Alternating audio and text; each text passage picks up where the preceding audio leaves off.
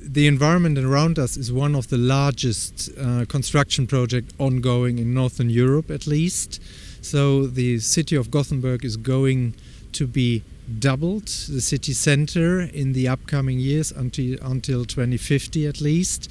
So that means this is one of the largest construction and infrastructure project that is ongoing currently, and this is very exciting about how we really be sensitive enough to change the existing building stock, to really develop the city further, to offer affordable, reasonable houses of the future that fulfill the requirements of future generations without really jeopardizing the beauty of existing environments. So it's really a challenge to come up with a balanced approach for a sustainable city development that we are working on. So my name is Holger Wallbaum. I'm Professor for Sustainable Building at Chalmers University of Technology in Gothenburg, Sweden. We are working on concepts for sustainable development related to the built environment. And this is what we are doing on different levels, on levels of building materials, building components, building up to the city level. So we are applying different kinds of concepts and methods to make cities also more sustainable.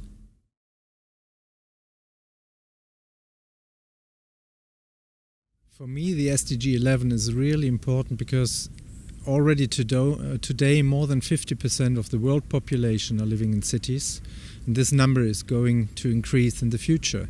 By 2030 we will have 60% of the world population living in cities, and by 2050 75% of the world population.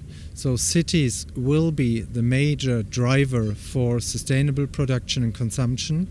This will be really the driver for future sustainable development. So what kind of materials we are buying, what kind of services we are offering, what kind of infrastructures to be built, there the number 11 is really key. I think besides research, the role of academia is to work on education and to sharpen the mindset of future decision makers. Our students will work everywhere in the future. They might become employees with the public authorities, they might become consultants, they might become politicians.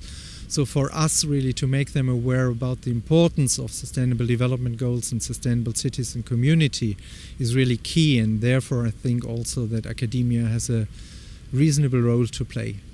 And looking on the total amount of sustainable development goals, this is the goal from my point of view that is really in the center and can be supported and is linked to most of the other goals as well. So for me it's a very interesting, crucial goal.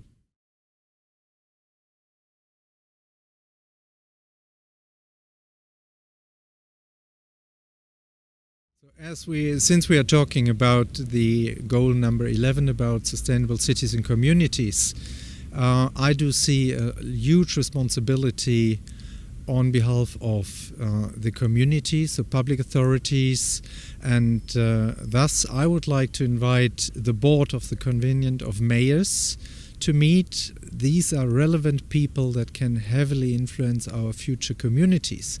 They have the power to decide. They're really sitting spread globally, working on energy and carbon goals, and this is really a very important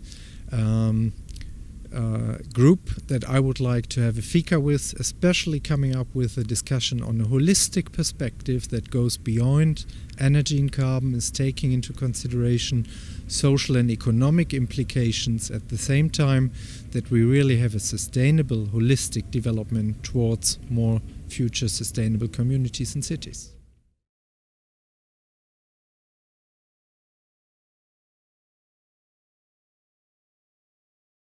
So I think what I have been benefiting a lot of is talking to people coming from the outer technical field that we are very specialized in, so social scientists.